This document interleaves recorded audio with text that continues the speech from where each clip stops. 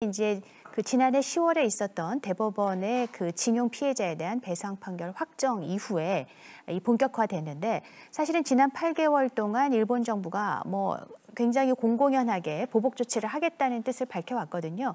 지금 정태근 전 의원께서도 지적을 하셨지만, 그 오랫동안 그런 그 예고 사인이 있었음에도 불구하고 우리 정부가 좀 이렇게 상권 분립의 원칙만 내세우면서 그 대응할 수 있는 적기를 놓친 게 아닌가 하는 지적이 일각에서도 일고 있습니다. 이에 대해서는 어떻게 생각하시는지 우리 박 의원께서 좀 말씀해 주시면 어떨까요? 네. 저는 이번에 그 무역보복과 관련된 그 근본적인 원인이 과연 대법원 판결을 근본적인 원인으로 볼 수 있는가에 대해서 문제를 한번 제기하고 싶습니다. 분명한 것은 그것은 계기가 됐을 수는 있었지만 그 이전부터 일본은 동아시아 내에서 맹주의 역할을 차지하기 위해서, 또 평화헌법을 또 전쟁할 수 있는 국가로 만들기 위해서, 군대를 보유할 수 있는 국가를 만들기 위해서 사실 적이 필요한데, 그동안은 계속적으로 북한 때리기를 하지 않았습니까? 그렇지만 지금은 한반도의 평화 분위기가 어느 정도 조성되고 있고 그것이 실현될 수 있는 가능성이 있다는 것 때문에 지금 남북한의 모든 국민들이 그거에 대한 희망을 가지고 있어요. 우리 민족 100년의 꿈인 한반도의 평화가 일어난다라고 하게 되면 사실은 이 한반도에서 일어나고 있는 그 평화 분위기, 그 사이에 북한 같은 경우에는 지금은 핵도 어느 정도 동결되고 있고 미사일과 관련된 시험도 많이 줄어들어 있기 때문에 북한을 가상의 적으로 생각하고, 그리고 전쟁을 일으킬 수 있는 국가를 만들 수 있다라고 하는 전략의 일부 수정이 필요하지 않을까. 그러면 다음은 누구냐? 경제적인 이유하고 여러 가지를 다 해서 지금의 새로운 적은 한국으로 돌리는 것이 아닌가, 이런 생각이 들고요. 여러 가지 일본과 관련된 과거사 문제와 관련해서 서로 간의 인식을 좁히지 못했던 부분도 있지만 올해부터 계속적으로 이루어지고 있는 초계기 사건도 마찬가지이고요. 그동안 한국과 관련된 여러 가지 분쟁들을 일으킴으로 인해서 우익 정권인 아베 정권의 지지율이 같이 움직였다는 것은 누구나 다 알고 있다고 생각이 됩니다. 대법원 판결이 이명박 정부부터 시작이 돼서 박근혜 정부를 거쳐서 이렇게 오는 동안에 특히 지금쯤 와서는 비메모리 분야와 관련된 반도체에 있어서의 한국의 추격도 굉장히 거세게 들어오고 있다 보니까 여러 가지 이유를 통해서 이번에 이 문제를 터뜨린 것은 아닌가, 그 생각은 듭니다. 한 가지 아쉬운 부분은 뭐냐면 우리나라의 수입이 다변화되어 있지 못하고 또 국산화 비율도 굉장히 높지 못한 비율이 있는데, 그 부분은 우리 상위에 우리 박용만 회장하고도 말씀을 나누어 보았는데요. 여러 번 국산화하고 수입의 다변화를 이룰 수 있는 기회가 많이 있었지만 그때 좀 효율이라든가 비용이라든가 이런 것 때문에 국가와 그리고 기업이 스스로 그 역할을 하지 못했던 부분이 있었다. 그렇기 때문에 대법원 판결 문제가 아니더라도 한 번쯤은 중장기적인 과제로 이 부분에 대한 대비는 충분히 요구됐어야 되는데 부족한 부분이 있었던 것은 아닌가. 많이 늦은 감이 있지만 지금이라도 중장기적으로 이 부분은 분명하게 할 필요가 있다라고 생각을 해서요. 저희는 오히려 일본의 깊은 의존도를 탈피하고 국가적인 경쟁력을 가져나가고 경제 강국으로 성장할 수 있는 뼈아픈 교훈과 함께 채찍질이 되지 않았나라고 하는 생각도 있습니다. 그러니까 징용배상 판결을 문제 삼는 것은 어떤 표면적인 이유일 뿐이지 그게 근본적인 이유라고 생각하지 않으신다, 이런 말씀이시네요. 네, 그럴 가능성이 상당히 높다고 생각합니다. 네. 저는 생각할 때 우리 말씀이 대법원 판결이 계기가 된 것은 사실이다 보고, 그런데 이제 문제는 일본 내에 가지고 있는 한국에 대한 불신들이 복합적으로 이번에 터진 거라고 생각이 듭니다. 우선 첫 번째로는 역사 문제에 대해서 일본 내부에서 징용공 문제 포함해서 위안부 재단의 해산 문제도 있었고, 이제 이런 것들이 역사 문제에 대한 전반적인 불만이라는 게 있었죠. 그다음에 두 번째로는 현재 한국의 대북 정책에 대해서도 인식의 차가 있는 거죠. 일본과 한국은. 그런 차에서 나타나는 대북 정책에 대한 초조감, 말씀하셨죠. 초조감과 그리고 그것에 대한 불만이라는 게 있었고, 그리고 세 번째로서는 기본적으로 한국과 일본은 안보 문제에 있어서는 항상 같은 협력을 했다고 생각을 했었던 거죠. 지금도 우리도 그렇게 생각을 하고 있는데, 이 문제조차도 레이더 조사 문제가 생기고 이런 것들이 안보에 대해서도 사실은 일본 국민들이 불만을 가지게 되었다. 그런 의미에서 총체적인 불신이, 한국에 대한 총체적인 불신이 이제 이런 문제를 통해서 계기를 통해서 우리 대법원 판결을 통해서 나타난 흐름 속에서 터지게 되었다 이렇게 봐야 되는 거죠. 그런 의미에서는 일본이 불신을 가지게 되었고 그 불신 속에서 일본이 사실은 아베 총리까지 나와서 있잖아요. 텔레비전에서 한국에 대한 불신을 이야기하고 그러면서 국민들을 자극하고 이런 것들은 굉장히 잘못된 행동이다 이렇게 봐야 되는 거죠. 그럼에도 불구하고 한국은 어떻게 대처를 해야 되느냐고 하면 한일 관계가 나빠지면 나빠질수록 일본 내 우파라든지 또는 일본 내 우익들은 한국에 대해서 한 방 때리기를 꼭 해야 되겠다. 복수를 해야 되겠다. 보복을 해야 되겠다는 생각을 가지고 있었던 거죠. 그것은 박근혜 정부부터 시작해서 이명박 정부부터 시작해서 박근혜 정부를 거치면서 그것은 쌓여왔던 거죠. 그런 의미에서는 한국의 전문가나 한국의 정부는 이러한 사실을 알고 있었다고 생각이 들어요. 그러니까 일본이 어느 시점에서는 그것이 터져서 결과적으로 지금과 같은 얼토당토하는 현상이 나타날 것이다. 그렇기 때문에 좀 더 치밀한 대응이 필요했다. 좀 더 연구를 해서 그것에 대한 시나리오를 잘 만들고 그리고 그 시나리오를 만든 상황 속에서 만약에 문제가 터졌을 때 단기적 해법뿐만 아니라 장기적 해법을 함께 모왕자왕하지 않고 이렇게 잘 대응하는 모습을 보여줬으면 하는 아쉬움은 있다 이렇게 생각이 듭니다. 근데 그건 좀 약간 이게 뭐가 중요한지 뭐가 근본인지 이건 굉장히 많이 고민을 해봐야 됩니다. 그러니까 이건 인권의 문제고 피해자의 구제 문제라는 게 있거든요. 그러니까 독재 정권 때 유신 때 억압받고 당했던 많은 사람들이 목소리를 낼 수가 없었습니다. 강제징용 피해자도 마찬가지였고 원폭 피해자도 마찬가지고 살인 징용자도 마찬가지고 또 위안부 피해자들도 마찬가지고 90년대 들어와 가지고 한국이 민주화되면서 처음으로 그 목소리가 나온 거거든요. 근데 그러면서 지난 20년간의 운동의 축적이 있었습니다. 많은 일본을 상대로 하고 또 예를 들면 위안부 문제 같은 경우에는 대사관 앞에서 소녀상 앞에서 수백 번이 넘는 어떤 시위를 하지 않았습니까? 이것은 한일 간의 정의이고 동아시아의 정의이거든요.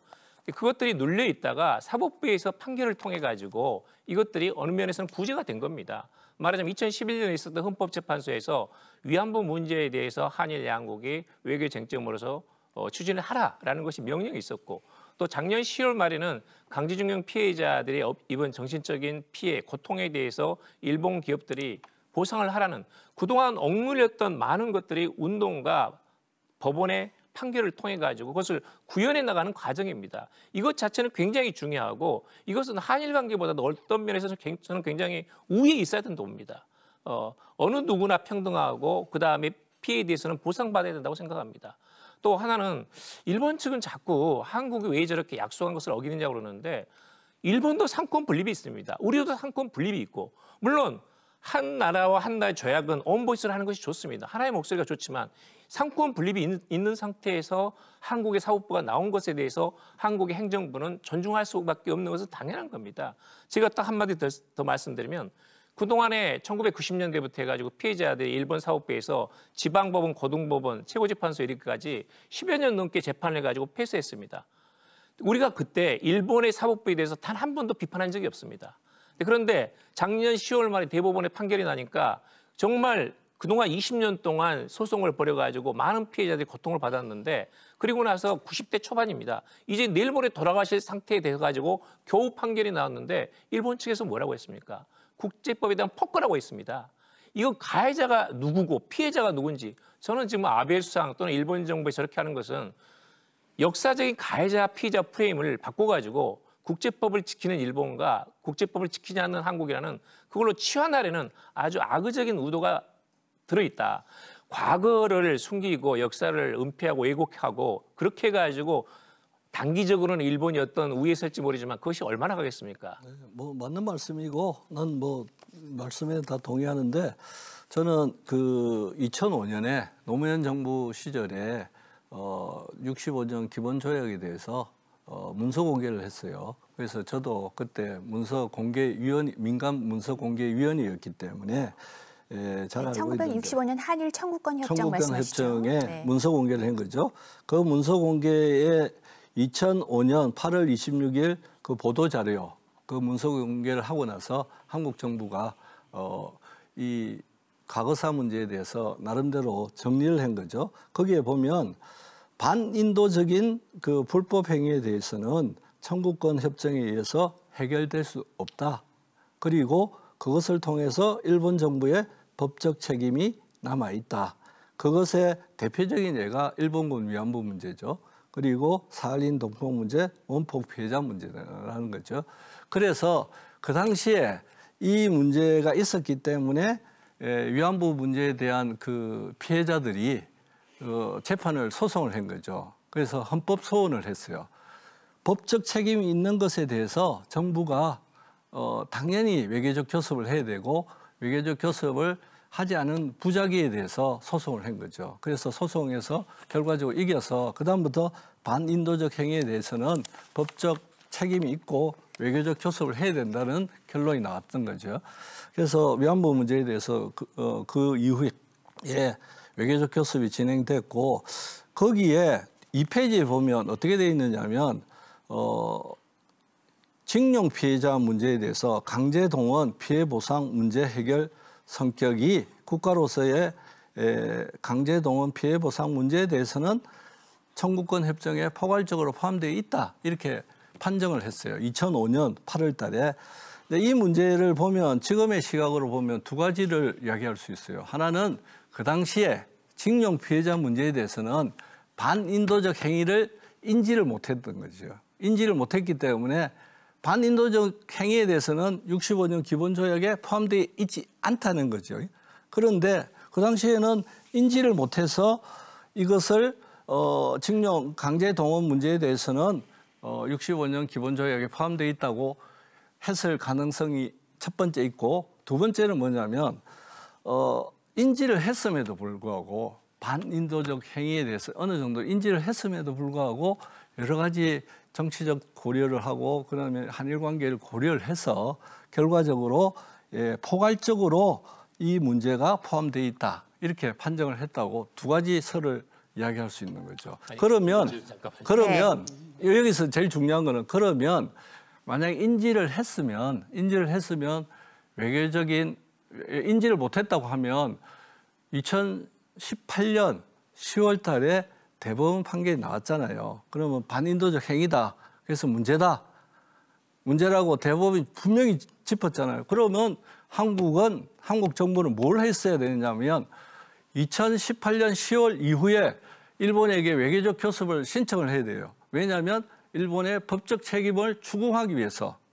그런데 우리 정부는 하지 않았단 말이에요. 우리 정부 하지 않았어요.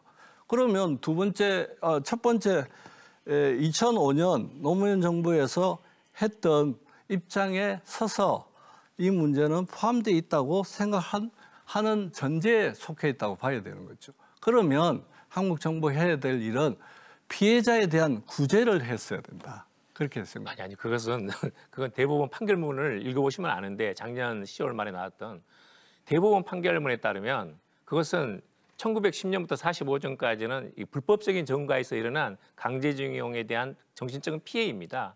그리고 거기서는 일본 측에서 협상할 때 나와 있는데요. 우리가 요구한 것은 12억 달러였어요. 12억 5천만 달러였는데 일본 측이 그것을 3억으로 깎았거든요. 그래서 전체적으로는 그 규모로 봤을 때 모든 강제징용, 강제동원에 대한 피해가 금액으로 들어와 있다고 볼 수 없다는 것이 대부분의 시각이에요. 아니 그러니까 반인도적 불법 행위에 대해서는 일본의 법적 책임이 남아 있는 거예요. 그거는 지금 똑같은 이야기예요. 개인 청구권이 남아 있다는 것은 일본 측도 1991년, 93년 두 번이나 인정했습니다. 또 개인 작년에도 남아 있어요. 그러니까 개인 청구권이 안 남아 있다고 이야기한 것이 아니라 개인 청구권이 남아 있고 그것에 대한 일본의 법적 책임이 남아 있다는 거예요. 그러니까 법적 책임이 남아 있기 때문에 한국 정부는 외교적 협상을 통해서 법적 책임을 분명히 밝혀야 된다는 이야기예요. 저는 양 교수님 말씀에 동의를 하면서도 동의가 안 되는 게 뭐냐면요. 굳이 대법원 판결 얘기 안 해도 일본이 중국을 상대로 해서는 일본 기업이 배상했어요. 우리하고 중국의 처지가 다른 거거든요. 중요한 사실은. 저는 향후에 적어도 2, 3년 안에 아베가 엄청나게 후회할 거라고 생각을 해요. 그리고 우리가 지금 경제적으로 암만 어렵다고 하더라도 우리가 백기항복하지 않습니다. 하지만 이러한 경제적 난관들이 닥치지 않도록 사전에 준비하고 빌미를 주지 않는 것, 이게 중요하다고 생각하는 겁니다.